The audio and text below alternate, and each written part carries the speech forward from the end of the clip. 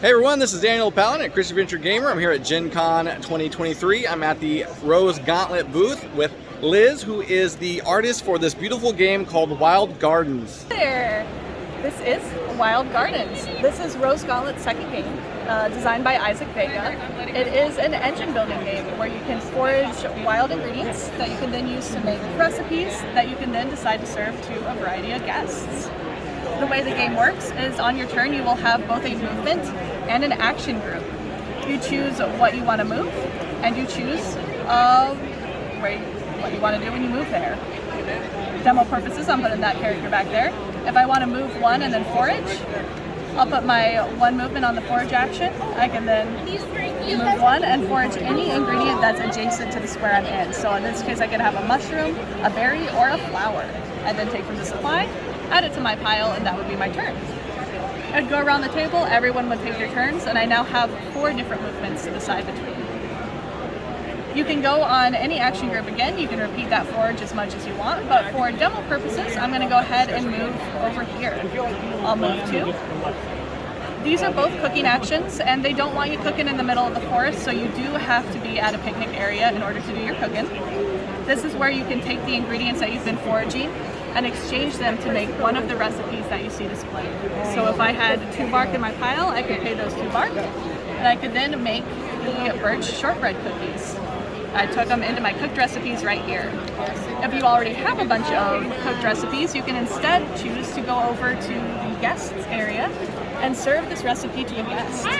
So if I wanted to serve Chonk, I have his dessert, but Chonk wants dinner and dessert, so I wouldn't be able to get Chonk just yet. I'd need to cook more recipes to do that. The third action group is my favorite.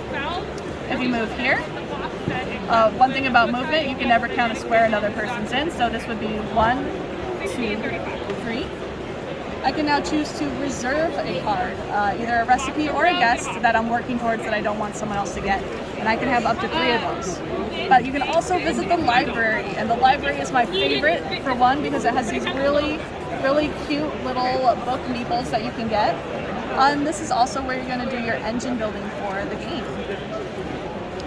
The way the library works is you can check out a book that matches an ingredient that you're next to. So I'm next to a berry, a seaweed, and a root vegetable. I'll look at those ingredients. So berry, I can get a resource. Root vegetable is the same one, or if I go with seaweed, I can get an extra forage action. In this case, I'm going to go with the berry book. I'm going to take both the book and the action token. The book goes on my bookshelf, and the action token can go anywhere I want. Now, this will automatically refresh, and there's a lot of cool different actions that you can build out your engine in really fun ways.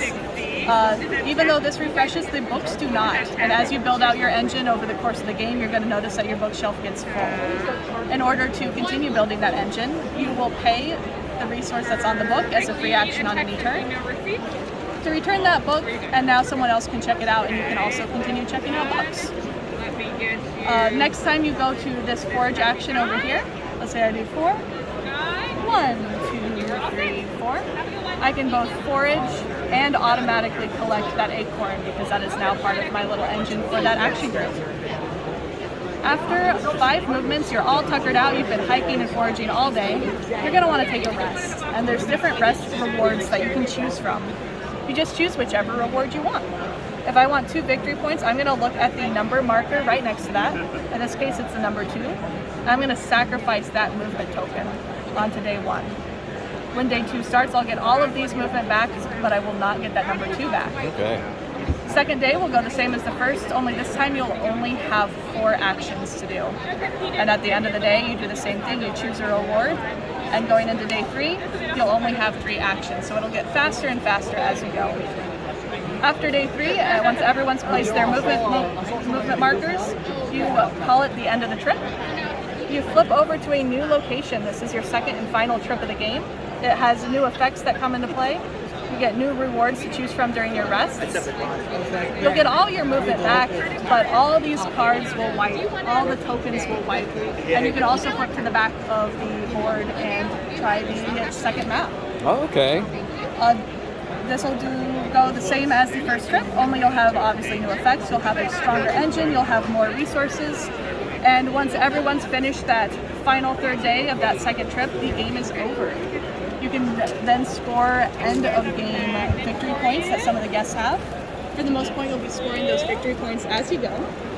We have a victory point tracker that just isn't out due to space limitations. But whoever has the most victory points wins the game. Awesome. So where can people find this now? The place people can find it is on our backer kits. If you want to step by the booth and take a photo of this little guy, we have a special deal where if you back it, it is $20 off of what it'll retail for. If you decide to back it during the convention, definitely come let us know. We will give you a free pin to show us that you have backed it. And you can get Chonk. Chonk is a pin if anyone wants to take Chonk home with them. Oh, nice. Yeah. All right. Thank you so much, Liz. Thank you so much for stopping by.